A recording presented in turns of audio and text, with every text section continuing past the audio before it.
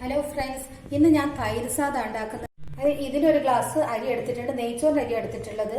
അപ്പോൾ ഈ ഒരു ഗ്ലാസ്സിന് ശരിക്കും നമ്മൾ 2 ഗ്ലാസ് വെള്ളം ഒഴിക്കാം. പക്ഷേ നല്ലോണം കുഴഞ്ഞിട്ട് വേണ്ടതുകൊണ്ട് 3 ഗ്ലാസ് വെള്ളം ഒഴിക്കുന്നുണ്ട്. അപ്പോൾ ഞാൻ ആദ്യം 3 ഗ്ലാസ് വെള്ളം ഇതിലേക്ക് ഒഴിക്കട്ടെ.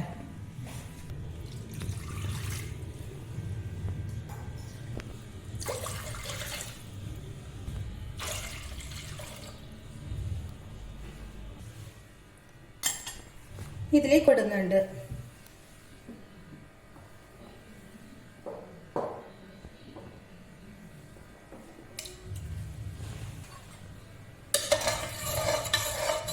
ഉപ്പ് പാകമാണോ നോക്കണം. പിന്നെ ചോറ് വെന്ത് കഴിഞ്ഞാൽ പിന്നെ ഉപ്പ് ഇല്ലാതൊന്നും ചെയ്യാൻ പറ്റില്ല. അപ്പോൾ ഈ വെള്ളത്തിൽ ഉപ്പ് കൃത്യമാണോ നോക്കാം ആദ്യം.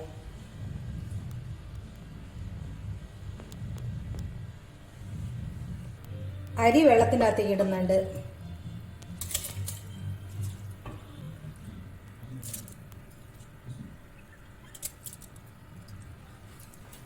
ഇതൊന്ന് ഇളക്കിയിട്ട് കൂട്ടി വെച്ചിട്ട് ഒരു 4 വിസിൽ വരട്ടെ. നല്ലോണം വേകുന്നതുകൊണ്ടാണ് 4 വിസിൽ. അല്ലെങ്കിൽ ശരിക്കും ഒരു 2 വിസിലോട് തന്നെ ആവും. നെയ്ച്ചോറിന് അരിയുള്ള പെട്ടെന്നാവും. പക്ഷെ ഇത് നല്ലോണം വെന്തോട്ടെ, അതുകൊണ്ട് ഒരു 4 വിസിൽ വരുന്നവരെ കാക്കാം. 4 വിസിൽ വന്നിട്ട് ഓഫ് ആക്കിയിട്ടുണ്ട്. ഇനി ഇതൊന്ന് തുറന്ന് നോക്കാം.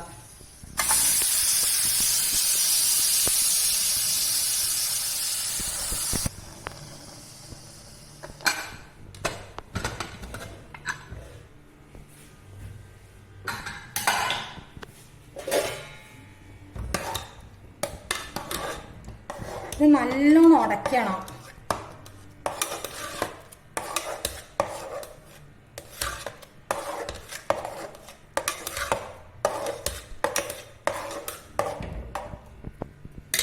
ഇതിൻ്റെ അകത്തേക്ക് ഒരു ഗ്ലാസ് പാൽ ഒഴിക്കുന്നുണ്ട്. എപ്പോൾ എടുക്കുമ്പോൾ ഒരേ ഗ്ലാസ്സിൽ തന്നെ എടുക്കണം. എല്ലാ സാധനവും ആ ഗ്ലാസിൻ്റെ അളവ് തന്നെ എടുക്കണം. ഇനി ഇത് നല്ലോണം ഈ പാലും ഇതെന്നൊക്കെ പാടി നല്ലോണം വെന്തുടഞ്ഞ് വന്നോട്ടെ.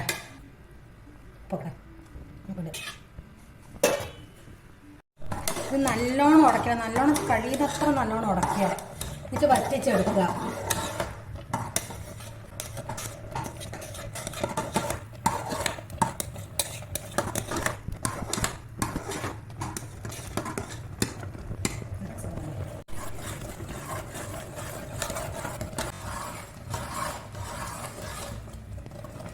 ഇത് ഉടച്ച് കഴിഞ്ഞിട്ട് ഇത് നല്ലോണം തണയണം. എന്നാലേ തൈര് ചേർക്കാൻ പറ്റും. അപ്പോൾ ഇത് ഉടച്ച് കഴിഞ്ഞിട്ട് നല്ലോണം തണയ്ക്കാൻ വെക്കാൻ പറ്റും. അത് നല്ലോണം ഉടച്ച് നല്ലോണം കട്ടിയാവണം.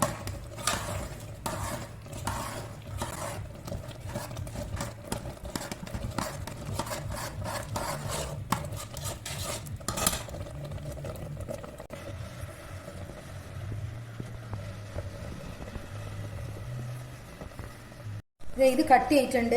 പക്ഷെ ഇത് നല്ലോണം തണയണം. തണഞ്ഞ് വരുമ്പോൾ ഇതൊന്നും കൂടി കട്ടിയാവും. അപ്പം ഇത് ഞാൻ നല്ലോണം തണച്ചെടുക്കട്ടെ.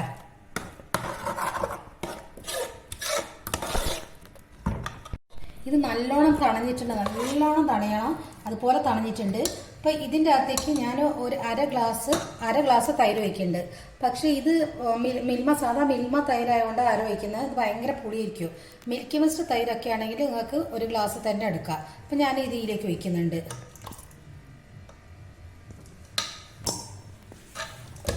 ഇതൊന്ന് നല്ലോണം മിക്സ് ആക്കുക.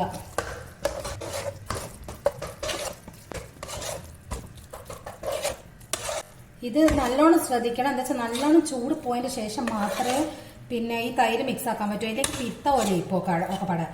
അപ്പം ഇത് ഇങ്ങനെ മതി. ഇനി അധികം ചൂടാവണ്ട. ഇനി ഒരു ചീഞ്ചട്ടി വെച്ചിട്ട് വറവിടണം. കുറച്ച് വെളിച്ചെണ്ണ ഒഴിക്കുക.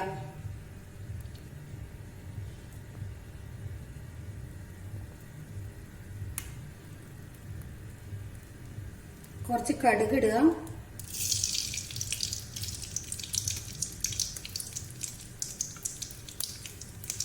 കായമുളക്, പിന്നെ കുറച്ച് ഉഴുന്ന്,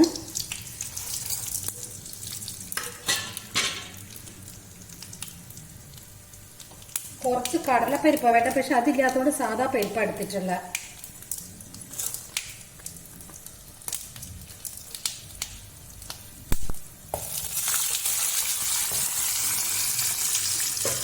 കുറച്ച് ചെറിയുള്ളി ഇങ്ങനെ ചെറുങ്ങനെ നേരാക്കി മുറിക്കണം. അത് ഇടുന്നുണ്ട്. ഒരു 3 പച്ചമുളക് ഇങ്ങനെ നേരിയതാക്കി മുറിച്ചിട്ടിടുന്നുണ്ട്. കുറച്ച് കറിവേപ്പില,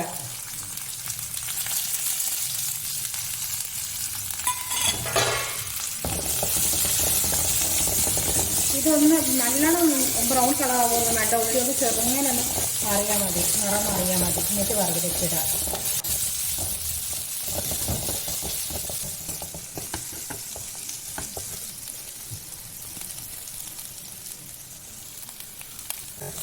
ഇത് വലിയ ആൾ കഴിക്കുമ്പോൾ പച്ചമുളകിൻ്റെ ആവശ്യം. ചെറിയ കുട്ടികൾക്ക് സ്കൂളിൽ കൊടുക്കുമ്പോൾ പച്ചമുളക് ഇടാൻ നിൽക്കണ്ട, അടുത്ത് കഴിച്ചു കഴിഞ്ഞാൽ വല്ല എരിവായിരിക്കും.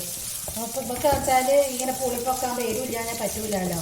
അപ്പോൾ അതുകൊണ്ട് ഞങ്ങൾ ഒരു 3 പച്ചമുളക് ഇട്ടതാ. ശരിക്കും പച്ചമുളകിൻ്റെ ആവശ്യമില്ല.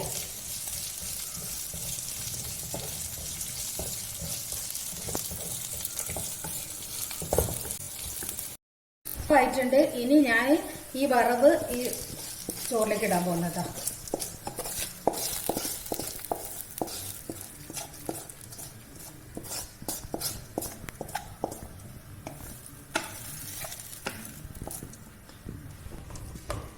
എന്നിട്ട് നല്ലോണം മിക്സ് ആക്കുക.